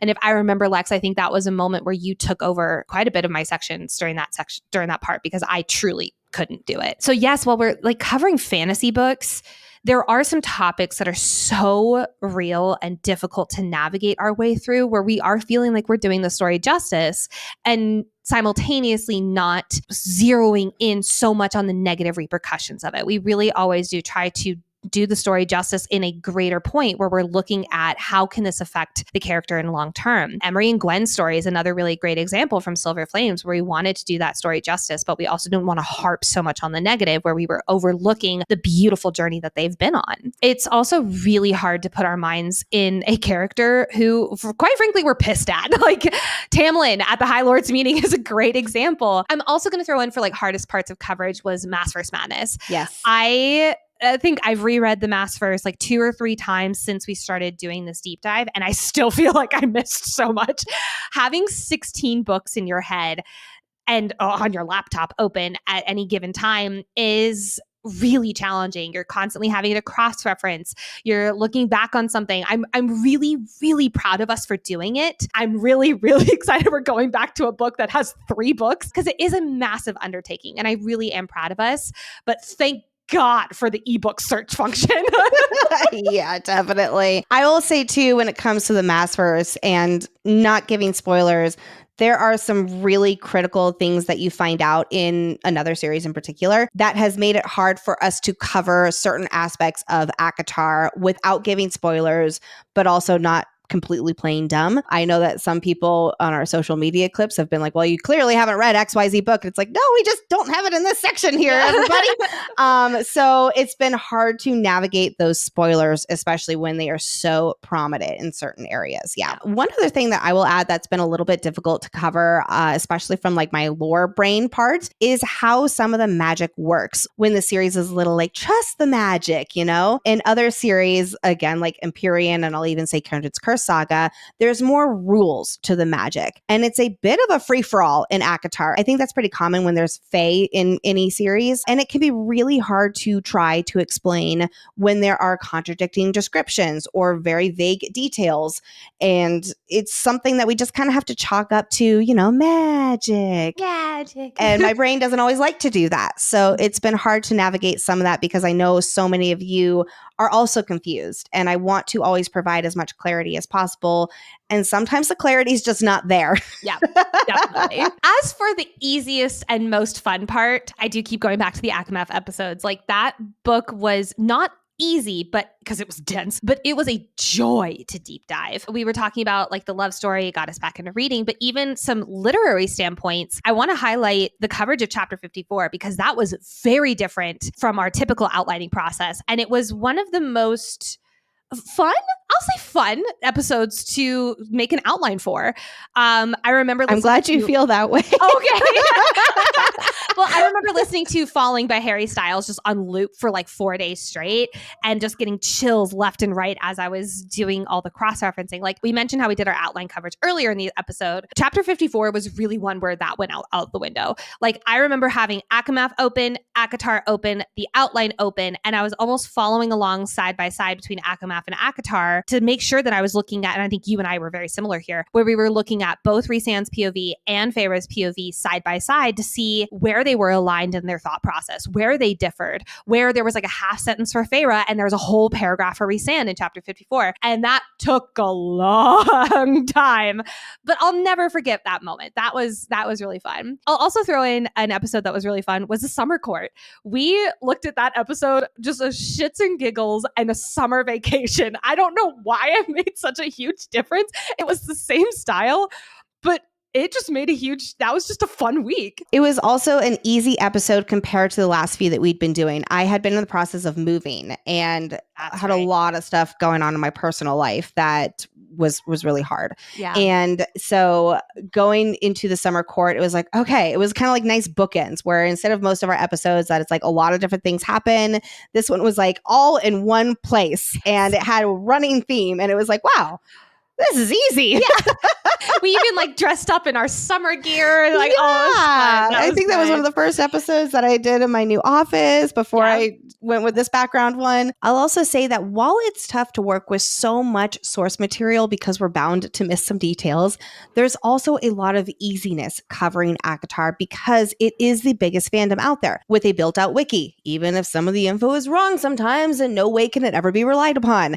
Lots of fan theories, Reddit articles for days, all of that good stuff. So many times when we had a question, there was some kind of answer on the internet. I'd say maybe like 70% of the time we were able to use the fandom as a resource there. Whereas with the Empyrean series, we did not have nearly the same amount of resources to work with. And it was really all just on our shoulders to get the information that we needed from the books or find theories in real time, you know? Yes. I'll even throw in, it was hard because you had like 4 or 5 Reddit articles that you were like, oh, this is all really good information and all of this kind of stuff. And then you'll look at the timestamp and maybe it was from like 3 years ago and some stuff has come out that has now debunked these theories. And it's like, oh, damn it, but this is so good. Like a lot of the times I used some theories as, I'll say, springboards. Yes. Where it was like, oh, this is a good way of getting my brain to think in a different way. That was really fun for sure. Definitely. Okay, so moving on to another question here. Looking back, what are the most memorable moments from the ACOTAR deep dive? I've talked to ACOMF endlessly, so I'll hold off on that. Obviously, chapter 54 is a big one, but I'm going to throw in stair math.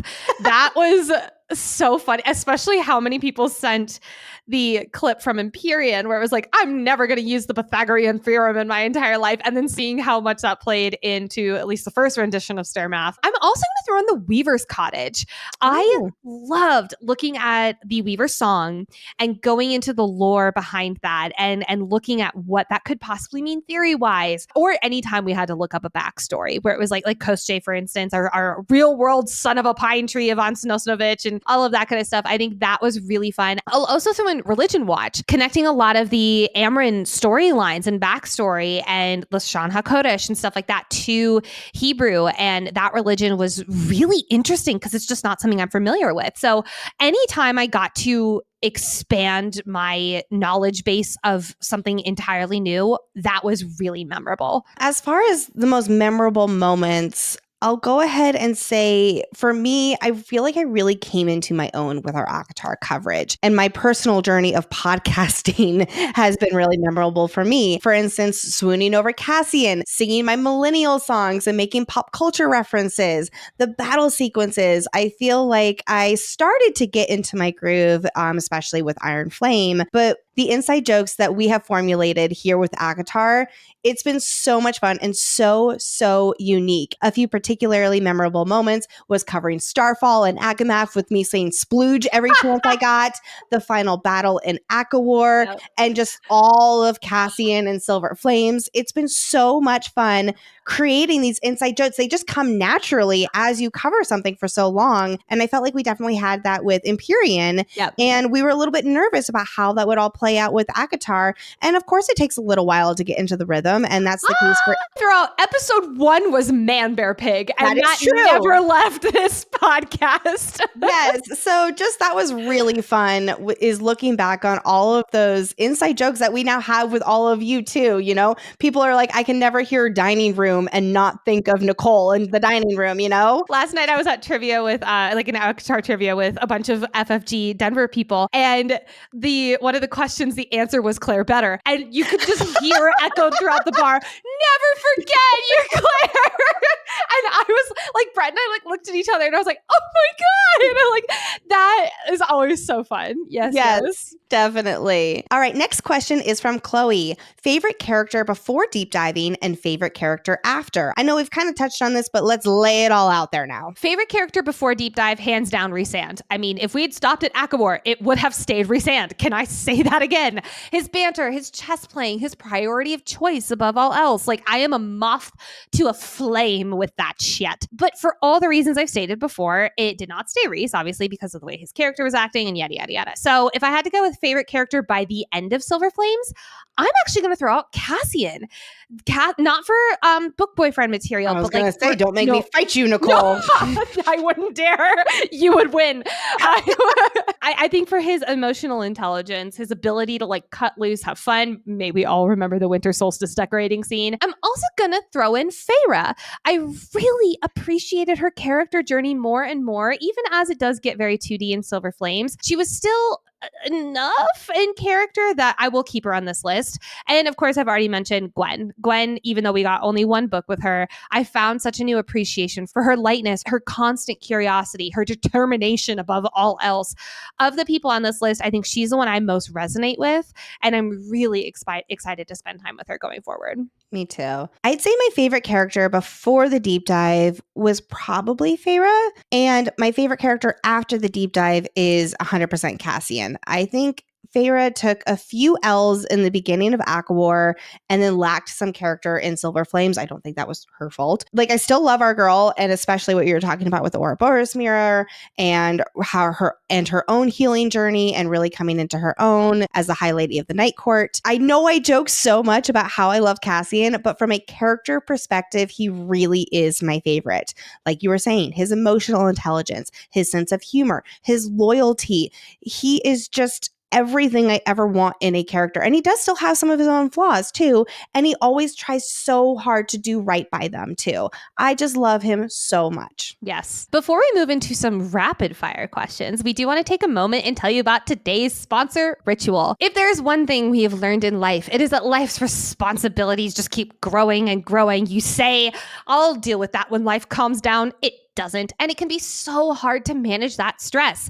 But Ritual has truly helped. Start your morning with Ritual's Stress Relief. It's a product that uses first of its kind technology to support your body's natural cortisol response so you can take on the daily juggle. It is truly one of the most beautiful supplements I've ever put in my body, and I can feel myself going from like, ah, to ah. All right, friends. So here's how it works. Stress Relief Bioseries technology is designed to optimize the release of a trio of clinically studied ingredients to help the body manage stress. All we have to do is take it in the morning when cortisol is typically at its peak to support the body's natural cortisol response with an instant and extended release formulation for all day support.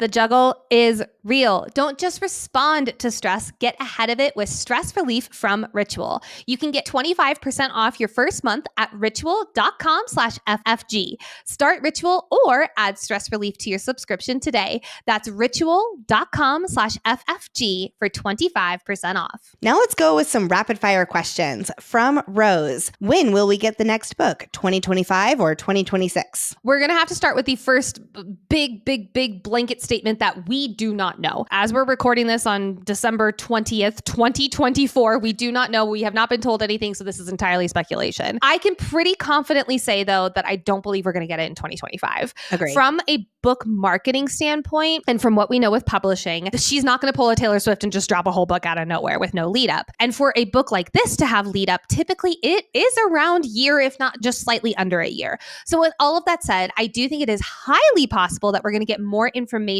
like coming spring 2026 around the 10-year anniversary of ACOTAR, which is next year. From a business standpoint, while a lot of attention is on ACOTAR with the anniversary, it makes sense to have an announcement like this to really build up the hype. Recently, in a Spotify video, Sarah J. Maas did say that news is coming soon. Of course, the word soon is a very subjective word, but she was also really talking about the 10-year anniversary and how Elizabeth Evans is going to be re-recording the ACOTAR audiobooks, so she will also be narrating those in addition to the Throne of Glass and Crescent City that are already out. So I could really see this soon referring to more news after the Onyx Storm hype dies down a little bit and right before the 10-year anniversary to really drive a lot more traffic to it. Yeah. So if I absolutely had to guess, I would say mid to late March. I'm in agreement. And using our FFG brains.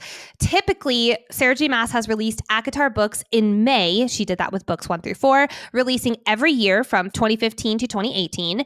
And then in February 2021, she released Silver Flames, which that is about a 3-year gap between Frost and Starlight and Silver Flames. And in that 3-year gap, she released Kingdom of Ash and CC1. Since having her first child, though, in 2018 and her second in 2022, she has started moving towards book releases every other year. And since CC2 came out in February 2022, CC3 came out in 2024, it is now looking like ACOTAR 6 will be around winter 2026.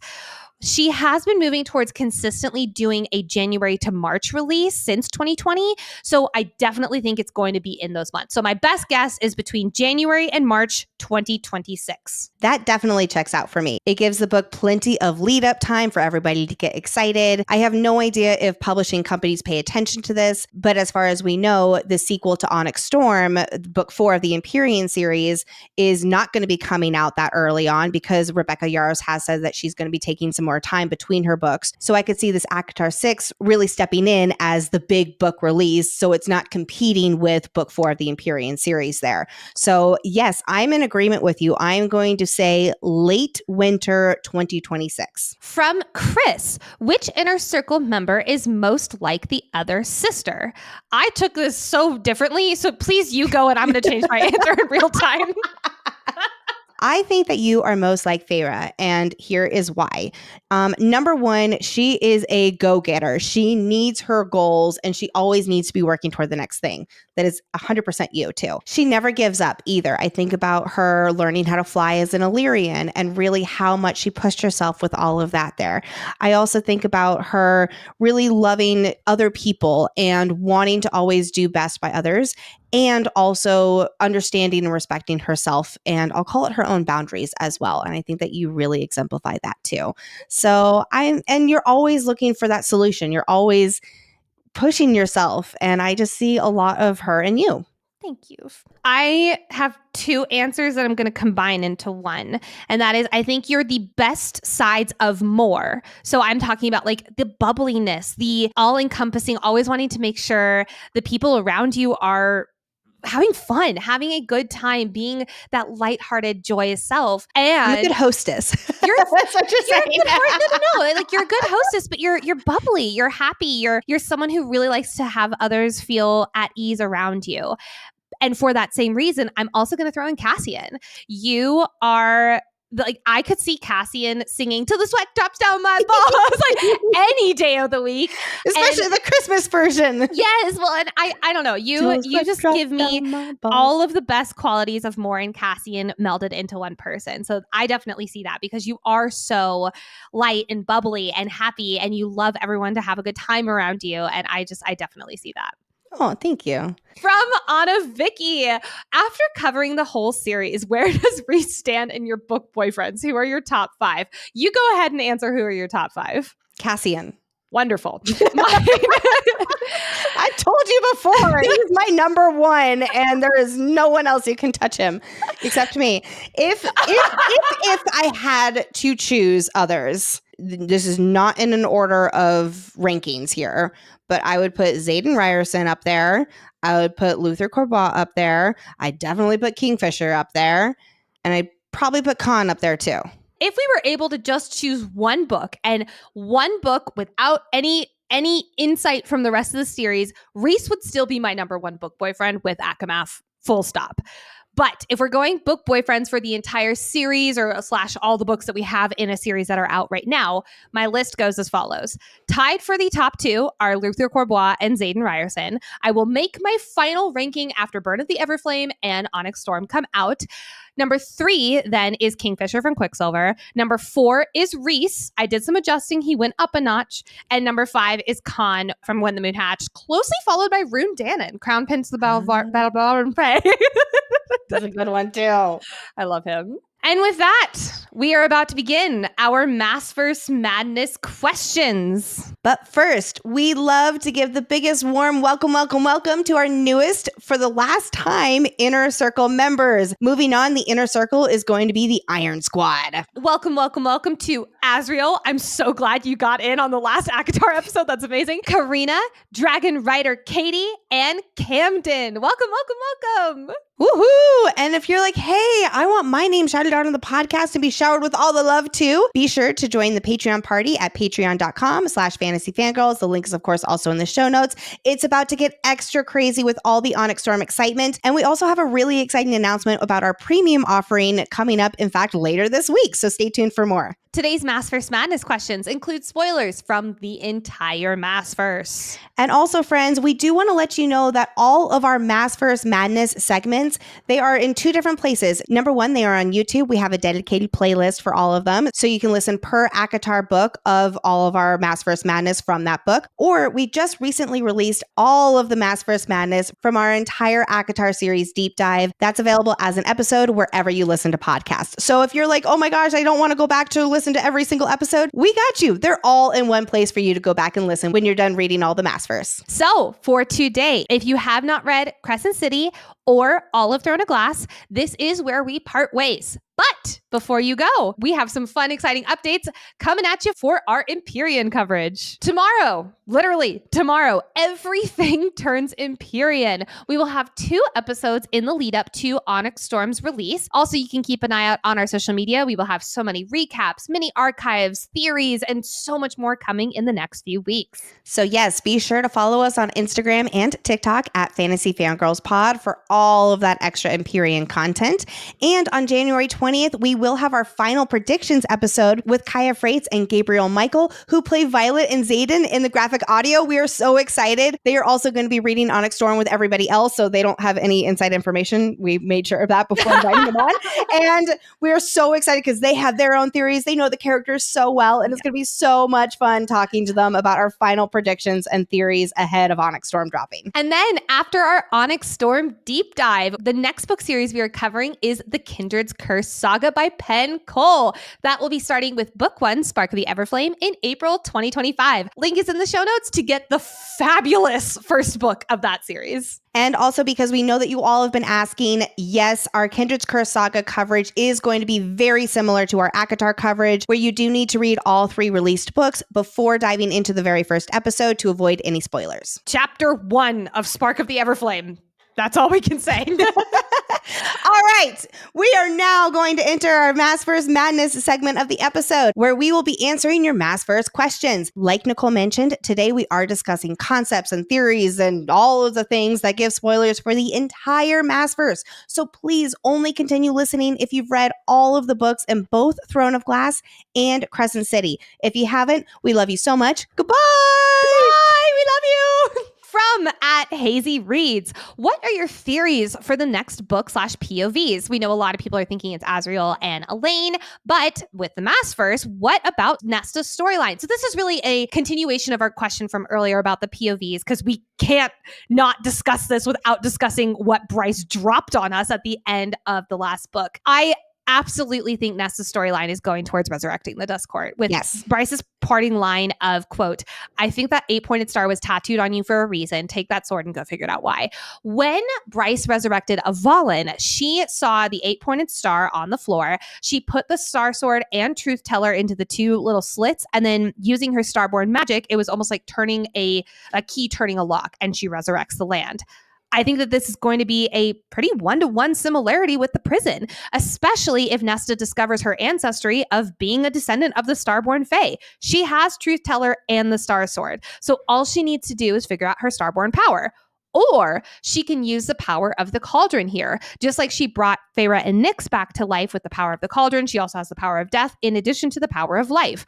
I 1,000% believe that this will somehow play a role in how she resurrects the prison and makes it the bountiful Dust Court, and then the land will choose her as its ruler. I really want more Pegasuses. So the Pegasus is in the Day Court right now. Do you think they're going to go back to the Dust Court, or do you think they're going to split off and start their own colonies? I feel so bad for Helion because those Pegasus are his prized possessions. If he's still alive, if he's dead and Lucian's in charge of the Dust All I'm saying is I think that the end of the ACOTAR series is going to be Nesta flying off into the sunset on her Pegasus with Cassian flying next to her, and that's just going to be I can see it so clearly in my brain.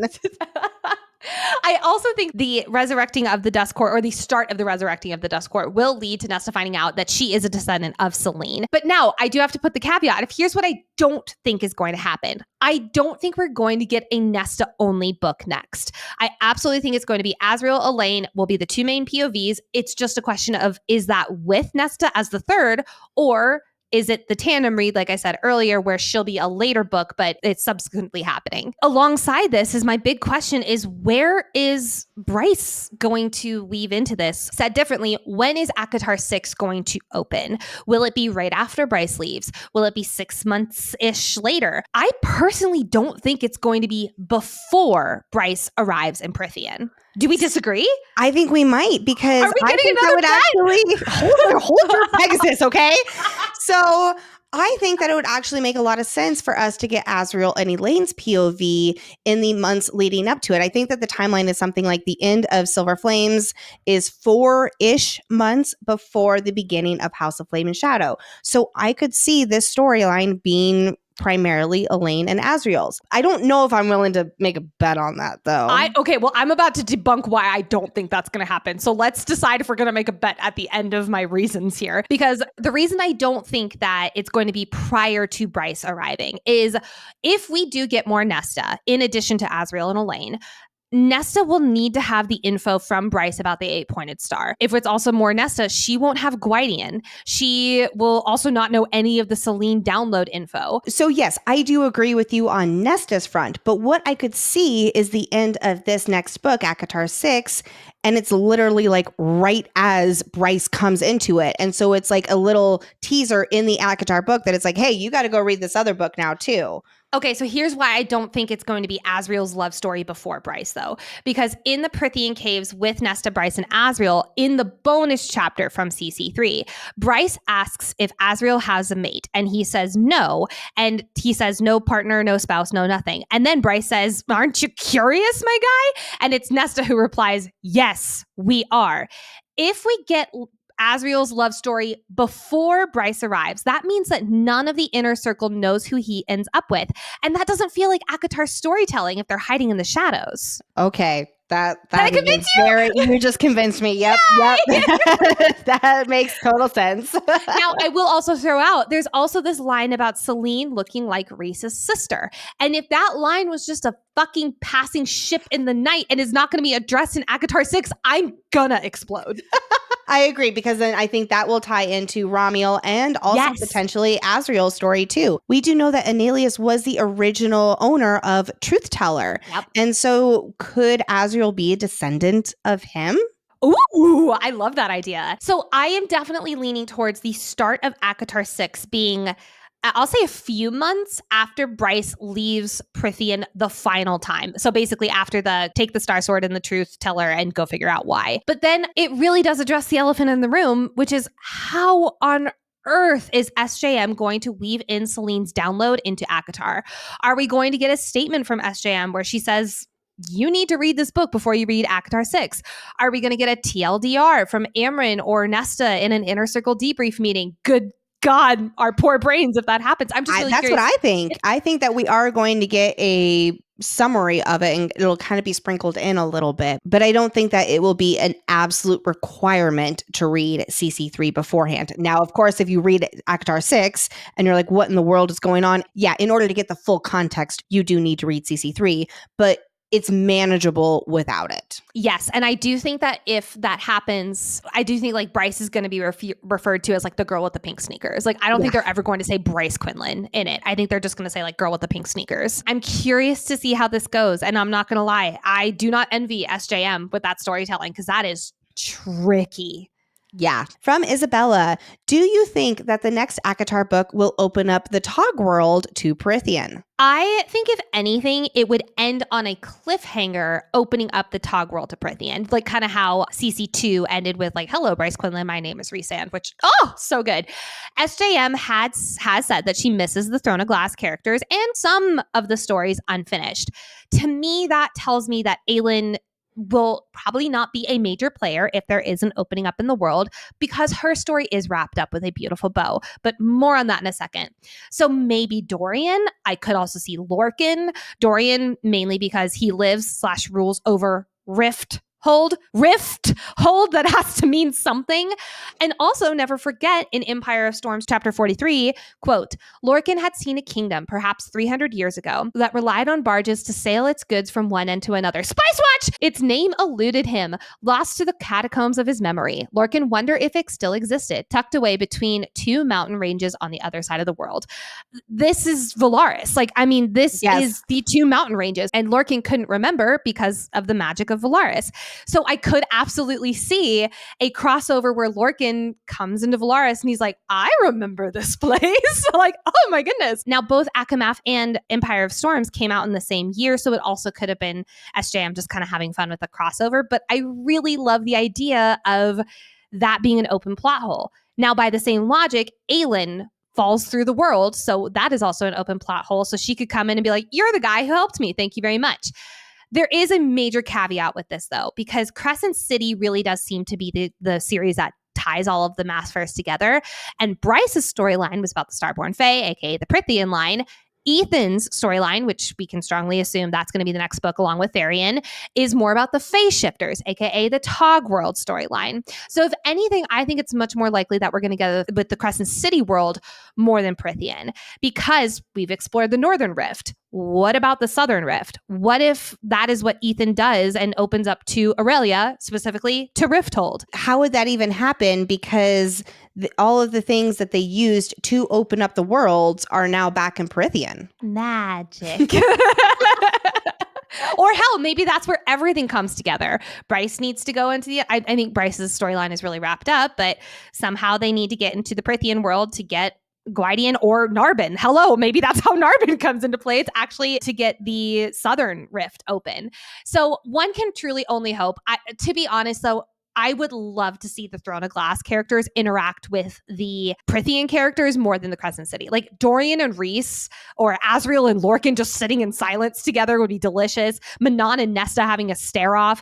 Aelin interacting with truly anyone. Now, if this does explore Ethan's crossover with his ancestry, I do think we're going to get Aelin again, because she and Rowan would be kind of more the main face shifters, and especially if Lydia Servos comes into play. Although I could totally see Fenris and Ethan having an entire story together, which I would love that. I would love that so much. I really don't think that we are going to get the Tog world in the next ACOTAR book. And I would actually be surprised if in the next Crescent City book, there is a lot of, I'll call it character crossover, not necessarily lore and world crossover. I'm not meaning to burst any bubbles here, but there were a lot of high expectations going into CC3 and possible crossovers and all of that. And even though I was really excited for what we got, because I had literally just finished CC2 like a few days before, and I didn't have time to go down all the theory holes like Nicole did, a lot of people did not feel like their expectations were met because they were getting so excited about all of the potential. And I do worry about that continuing on both with ACOTAR 6 and with CC4. So maybe I'm just being, I don't want to call it pessimistic, but like I think that there is already way too much going on in ACOTAR 6 for them to bring in the Tog world. I do see there being definitely a possibility of CC4 introducing much more of the Tog lore and things along those lines, like kind of how we had with ACOTAR being pulled in with CC3 there. So that's my line of thinking. No, I think we're very, very along the same lines. Like, would I love a Throne of Glass and ACOTAR crossover? Yes. Do I see that happening within a storytelling standpoint that would be satisfying? I don't. I do not. Now, all of that said, there are some very popular Tog and ACOTAR world crossover theories that we would be remiss if we didn't discuss, because we didn't really dissect them very much in our deep dive. I do want to say I'm not married to any of these yet, but I'm willing to be convinced. The first is that Elaine is Vogue, or even Maeve herself. Maeve can manipulate minds. She had everyone believing that she was one of three sisters. She's a seer. She fakes a mating bond. Elaine is a seer. She's one of three sisters. There's, of course, the theory that her and Lucian's mating bond is fake, that we haven't bought into that. I've seen versions of this theory, and while I do think it would be really cool, I just can't buy into it, because I believe Elaine is going to be a protagonist, not an evil character. Now, related to Maeve, it's that Rhys is actually related to Maeve. Both are described as having violet eyes, raven black hair. They both have very similar powers, especially with the Daimati side of things.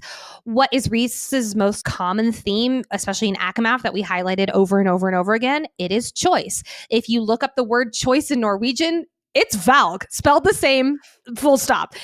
Now, it's never noted Rhys's blood color. It is noted every single time a creature that is killed and has black blood. It is noted on the page. Rhys is never noted with that. So I don't think he's Vogue. But is Maeve related to Thea? Because that's where the black hair, the purple violet eyes really comes into play. And that's also how it's mirrored in Rune. So I could totally see that being a thing.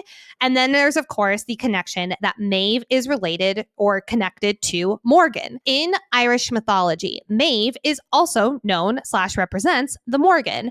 It is a little tidbit of info, I will say, that really blew up on TikTok recently, especially given that the Morgan is a shape-shifting goddess, often being depicted as a crow. I will note that as I was doing my research for Maeve in Irish folklore, the Morgan connection is not as prevalent as I would have expected with how much it's blown up recently. I had to do quite a bit of digging before I found this relation. So what could all of this mean? I have no concrete answers, and to be quite honest, I would be shocked if Maeve made any kind of connection, specifically considering she's dead. Aelin killed her in the Tog world, so would that mean that somehow she world walked and ended up in Mord's body? That feels like a lot of a stretch for me. However, if Maeve does end up being connected to anyone in the ACOTAR world, the only repercussions, I would say, of it is if there is an ACOTAR Tog crossover, the Tog characters would be super sus of the Prythian characters. They wouldn't trust or get along with anyone. And to be honest, I'm really not hoping for that because I want a Maasverse crossover where they become friends. Nesta and Bryce eventually did, although Bryce stirred up a lot of shit in Prithian, and I want buds. I want them to be buds. And then, of course, my favorite Tog ACOTAR crossover is that More is a witch, more specifically a Kraken witch. I've discussed this endlessly on the pod, so I won't get super into it right now. But that honestly feels the most realistic going forward, but I don't think it's going to be a character crossover. I think if anything, like you were saying earlier, it'll be that lore crossover. I love the idea that More is a witch. I would definitely need to see more evidence before I jump fully on that boat, but I love all the tie-ins that there are possibly, yes. All right, from Ashley, do you think if there is ever a full Maasverse crossover extravaganza that there could be any mates from across universes? Like maybe More or Azriel's mates are just not in the right universe right now. I really, really want this to happen with a cross-universe mating situation. So to start speculating who that even might entail, first we have to look at who is still single, who is not mated, and who is a big enough character that this would be a big enough deal. So in Throne of Glass, Evangeline. This feels very unlikely because she's 12. My personal favorite is Fenris Moonbeam. I would love him to have a Crescent City mate, especially with the Fenris, Fendir names sounding really similar. I feel like that could totally be a thing in Crescent City. Ethan is still single, although it is highly suspected that he'll be with Perry Ravenscroft. Tristan Flynn, he is having 4 ways with Fire Sprites, but he's technically still single. And honestly, I don't know if he'd be a big enough character for this to be like oh my God. Then, of course, there's Therian, who is technically married to Sathya, Flynn's sister, but she's clearly not over her ex, and I don't think that pairing is going to last. But there's also some speculation that Therian will be with Ariadne. So who knows? Then there's ACOTAR. Obviously, we have Azriel, but he's with double love trouble right now. So I don't know if he needs more complication in his life. There's More, but she's highly suspected to be with Emery. Similarly with Emery, she's highly suspected to be with More. Then, of course, there's Gwen. I don't think she's going to have a cross-universe mating because she needs to get over Azriel first. And then I guess there's Tamlin, but he needs to deal with some shit before that happens. So the only pairing that I could see make sense out of this entire list, which is very heavily male influenced on here, is Fenris and Gwen. I see that being delicious and fun. However, I do think that Fenris would end up with someone in the CC universe. And I don't know of any single women who are, again, a big enough character for this to be a big deal. With all of that said, my simple answer is no, I don't think that's possible. I think it's very specific to each of the worlds, especially as we tie in who creates these mating bonds. And in the ACOTAR world, at least legend has it, where it is the Cauldron. And in CC, they don't have the Cauldron, and mating bonds work very differently. So I would be absolutely shocked if there was a mating bond across worlds, and it would have to be done very delicately for me to, I'll call by it. I'll say the only one that, in my opinion, would have worked so splendidly with the books that we have right now is Bryce and Azriel. And that's not to say I don't like Hunt. I love Hunt. He's probably in my top 10 book boyfriends, but I think that would have been the only one that we would have been really primed for. I don't think it's going to happen, but it was fun to make this list of who's single in these 3 universes. And you know what? It was harder than you think because not a lot of people are single. Oh my goodness. All right, friends. Well, that's it for ACOTAR. I can't believe it. Wasting absolutely no time in switching gears over to Empyrean. So goodbye, ACOTAR. We love you. And it's a revolving door. Hello, Empyrean. Okay, let's do this. Like we were saying, we have so much Empyrean content coming up in the lead up to Onyx Storm. Please be sure to check out our mini episode where we talk all about that we posted a few days ago. And of course, on social media, all of the good stuff. And then we are going to be starting our Onyx Storm deep dive on February 3rd, 2 weeks after Onyx Storm comes out. Thank you, as always, to our executive producer, Hayden, aka our sanity manager. We flippin' love ya. And of course, do not forget to share this episode with your fellow fantasy fangirls, ACOTAR friends, so we can all say goodbye together. And if they're just ACOTAR fans, they have a lot of listening to do. What was it, 43 episodes? It was 43 episodes, 100 plus hours. There's all their entertainment they need for 2025. Nice Q1.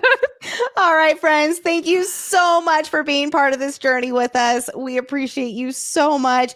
Thank you so much for making these stories even more magical. We love you all.